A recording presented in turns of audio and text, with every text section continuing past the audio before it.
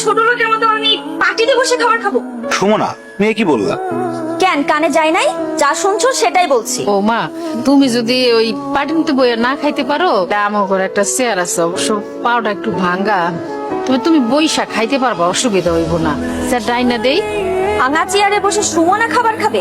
অসম্ভব। ছি ছি, এসব কি রান্না করছে? এর থেকে তো আমার বাসার কাজের বুয়ারা ভালো রান্না করে খায়। মাকে ভেবে অপমান না করলে হয় না? এটা কোনো রান্না হইলো? তুই খাবারটা খাবা না ঠিক আছে, সেই জন্য তুমি আমাদের রিজিকটা নষ্ট করবা? এই একটা ছোট লোকদের সমস্যা, কিছু বললে তাদের অপমান হয়ে যায়। যত সব ফালতু নাকামি। মাথাটা ঠান্ডা করো, বুঝতে পারছি তুমি এগুলি খাইতে পারবা না। তুমি কও তুমি কি খাইবা, সাইফুল হোটেল থেকে আইনা দিই। ভাবি, মা তো ঠিকই বলছে, তুমি বড়লোক মানুষ, তোমার এইসব খাবার পছন্দ নাই হইতে পারে। তুমি কি খাবা বলো? ফ্রাইড রাইস আর চিকেন ফ্রাই। মা, সেটা তো মেলা দাম। আমি সারাদিনে যে ইনকাম করি তা দিয়ে তো এক প্লেট ফ্রাইড রাইসও হবে না। এই বাসি পচা গন্ধ খাবার তুমি কোথা থেকে এনেছো?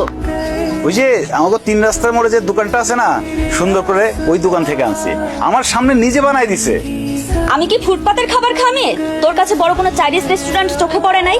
মানে তোকে বিয়ে করছি বলে কি তুই আমার লেভেলটা ফুটপাতে নামে আনছোস? বউ, তুমি তো জানো আমি একজন গরিব সবজির দোকানদার। সবজি বিক্রি করে যা ইনকাম করি, তা তো বড় রেস্টুরেন্ট থেকে খাবার কেনার মতো সামর্থ্য আমার নাই।